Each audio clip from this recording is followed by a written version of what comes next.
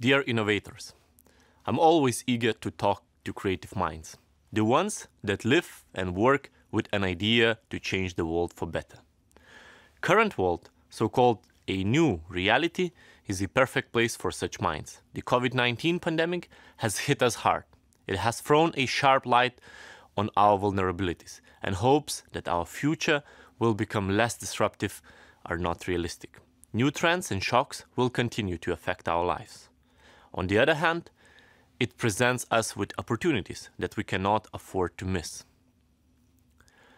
While we are staring at black swans, we tend to forget that there is a crisis which is not sudden.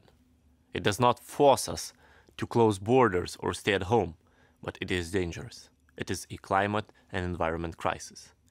The recent World Economic Forum's Global Risk Report ranks climate change and related environmental issues as the top 5 risks in terms of likelihood and impact for the next 10 years. It's the first time in the survey's history that one category has occupied all 5 of the top spots. It's time for us all to agree that there is no time for short-term fixes. Tackling climate change and environmental degradation is this defining task of our generation. The European Green Deal is our response.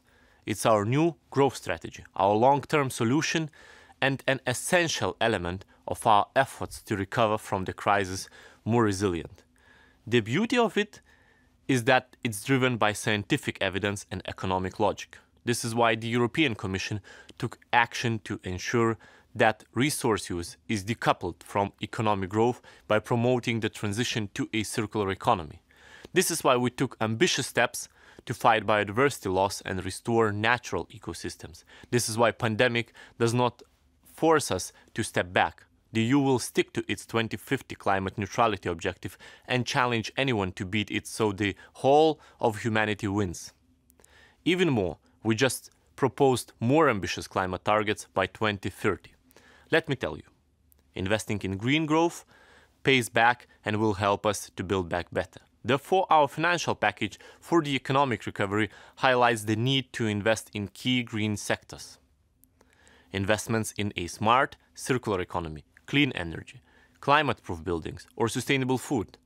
But we have to admit that public money can only provide a tiny part of the green investments needs. Europe also needs extraordinary ideas. Thus, Europe turns to businesses, startups, and innovators. The Green Deal offers innovative businesses a coherent vision for sustainable and resilient business models, which are biodiversity-friendly, low-carbon, and circular. We will support decision makers to better understand their relation with nature. We will encourage to raise questions like, what is your impact on biodiversity, healthy water, air and soil? And perhaps, more important from a business perspective, how dependent are your products and processes through the value chain? It will be a major transition of our times. To achieve it, both technical and non-technical innovation is key. For instance, recently adopted impact-assessed plan to increase climate targets to at least 55% by 2030 shows the technologies and approaches we need. All sectors have to decarbonize, so we need electrification based on non-combustion renewables. We need more energy and resource efficiency, for example, in our buildings. We need more circular economy. We need to develop a green hydrogen economy.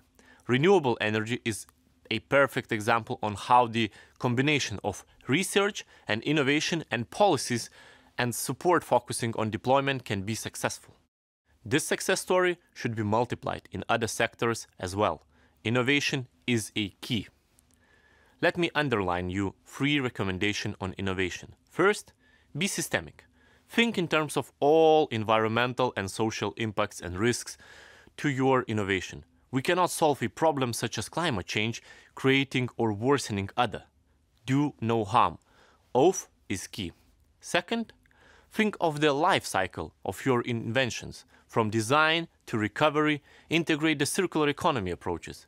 Third, look out for embedded carbon in the materials you use to produce your own products. Also, 80% of the life cycle energy consumption of a smartphone is consumed before it is in the hands of its buyer.